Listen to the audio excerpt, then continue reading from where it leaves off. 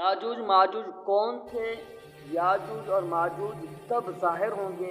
اور یاجوج ماجوج کی تعداد کتنی ہے اور وہ کیسے مرے گئے؟ ان کو کون مارے گا؟ دوستو یہ سب جاننے کے لیے آپ اس ویڈیو کو آخر تک ضرور دیکھیں۔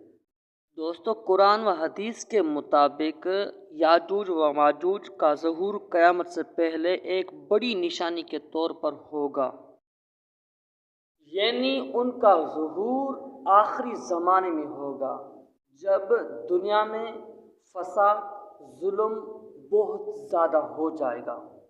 اللہ تعالیٰ سورۃ الکہف میں فرماتا ہے کہ ذوالقرنین نے ایک دیوار بنائی تھی تاکہ یاجوج و ماجوج اس کے پار نہ آ سکیں، لیکن جب اللہ کا وعدہ آ پہنچے گا تو وہ دیوار ٹوٹ جائے گی اور وہ ہر سمت سے نکل آئیں گے۔ دوستو حدیث پاک کے مطابق نبی کریم صلی اللہ علیہ وسلم نے فرمایا وہ روزانہ دیوار کو کھودتے ہیں، قریب ہے کہ وہ پہنچ جاتے، دیوار کو وہ کھود لیتے، لیکن اللہ پاک اس دیوار کو مکمل کرتا ہے جیسے پہلے ہی تھی۔ یہ حدیث پاک کا مفہوم ہے۔ دوستو اب یہ سوال اٹھتا ہے کہ آخر یاجوج ماجوج کون تھے؟ آپ جان کر حیران ہوں گے کہ اسلامی بائبل اور روایت کے مطابق یاجوج اور ماجوج انسانوں کی ایک قوم تھی جن کی شکل، زبان اور عادات باقی انسانوں سے بہت مختلف تھی۔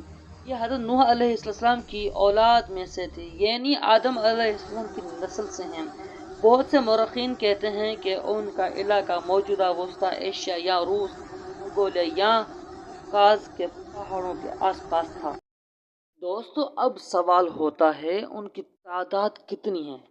صحیح مسلم اور صحیح بخاری کے حدیث پاک میں ہے اللہ تعالیٰ حضرت آدم علیہ السلام کو فرمائے گا کہ آپ کی اولاد میں ایک جماعت جہنم کے لیے نکال دو۔ تو حضرت آدم علیہ السلام عرض کرے گا یا اللہ کتنی جماعت نکالوں؟ اللہ پاک فرمائے گا کہ 1000 میں سے 999 نکالو۔ تو اس پر صحابہ کرام نے گھبرایا اور عرض کیا یا رسول اللہ ایسے ہوگا؟ تو حضور نے فرمایا کہ آپ گھبرائیں نہیں، 999 یہ یاجوج ماجوج ہوں گے۔ مطلب یہ ہوا کہ 1000 میں سے 999۔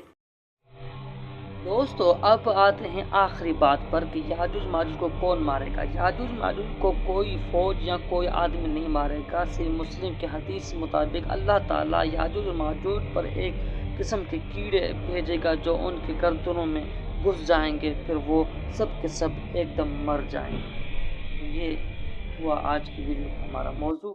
امید کرتا ہوں ویڈیو آپ کو اچھی لگی ہوگی۔